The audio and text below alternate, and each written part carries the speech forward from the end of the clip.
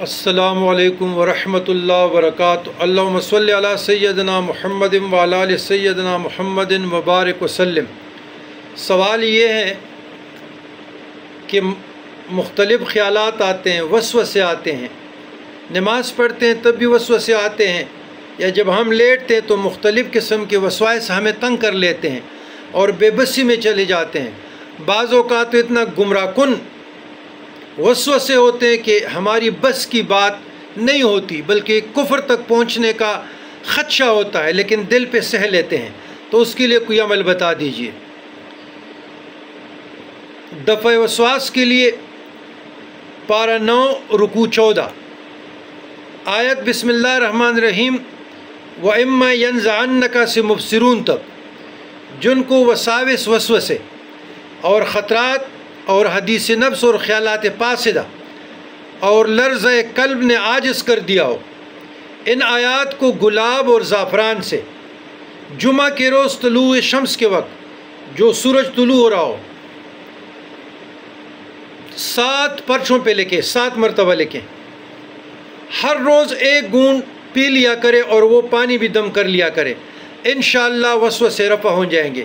یہ جو وسوسے ڈالتے ہیں نا، بعض اوقات اسلام کفر کی حد تک لے جاتے ہیں، بندے کے اختیار میں نہیں ہوتا، تو اس شیطان کا نام ہے خنزب، یہی وسوسے ڈالتے ہیں۔ تو نماز میں جو ڈالتے ہیں، دماغ پہ جو فضول قسم کے خیالات، فاسد قسم کے خیالات آتے ہیں، خطرات آتے ہیں اور بیہودہ قسم کے خیالات کہ بعض اوقات آدمی کو نا ایمان سے کنگال ہونے کا خطرہ ہو، تو یہ آپ پڑھیں اس طریقے سے جو میں نے کہا، انشاءاللہ العزیز اس کیفیت سے آپ لوگ نکل آئیں گے۔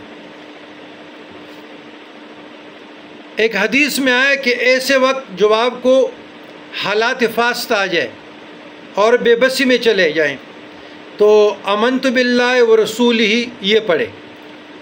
ایمان مفصل امام المجلل ہر کسی کو آتا ہے وہ پڑھیں، یا اتنا پڑھے آمنت باللہ ورسولہ۔ اور ایک حدیث میں آیا ہے هو الاول والآخر والظاہر والباطن وبکل شیء علیم، یہ پڑھے، یہ پڑھنا بھی آیا ہے۔ اور وارد ہوا ہے کہ اس سے کسی کو نجات نہیں ہوئی، اس کا غم نہ چاہیے۔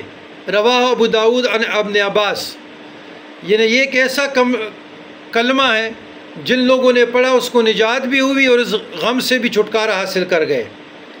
بعض علماء نے کہا کہ لا الہ الا اللہ کی کثرت منقول ہے، بعض نے مطلق ذکر کی کثرت کو مفید فرمایا ہے۔ ابو مسلم دارانی نے عجیب تدبیر بتلائی ہے، جب وسوسہ آئے تو خوب خوش ہو، شیطان کو مسلمان کا خوش ہونا ناگوار ہے، پھر وسوسہ نہ ڈالے گا اور معمون ہونے سے اور پیچھے ہٹے گا۔ بعض علماء نے تسکین کے لیے کہا ہے کہ چور اس گھر میں جاتا ہے جہاں کچھ مال اور متاع ہوتا ہے، تو ان نسخوں پہ آپ عمل کریں۔ یہ علماء سے اور مشائخ عظام سے، پیران عظام کے مجربات میں سے ہیں، اور راہ طریقت میں، راہ سلوک میں اس قسم کے نفسانی خواہشات بہت آتے ہیں اور سالک بے بسی میں چلا جاتا ہے، یہ بھی ایک کیفیت ہے خنزب۔ لیکن اس میں سالک کو چاہیے کہ اپنے شیخ کے ساتھ مکمل رابطے میں رہیں، کیونکہ یہ بڑی خطرناک کیفیت ہوتی ہے۔ عوام الناس کے سامنے مکمل جواب پہ یہ لرزہ طاری ہو تو عوام الناس کے ساتھ میل جول ختم کر دیں، تنہا ہو جائے۔ اگر چشمے ہیں، پہاڑ ہیں، سرسبزہ ہیں، کھیت ہیں، ڈیرے ہیں، ادھر جایا کرو اور ٹھنڈے ٹھنڈے پانی سے بار بار چہرے کو دھویا کرو، اور یہ جو اذکار میں نے بتایا یہ پڑھ لیا کریں، انشاءاللہ اس کی برکت سے آپ اس کیفیت سے نکل آئیں گے۔ والسلام علی من اتبع الہدی۔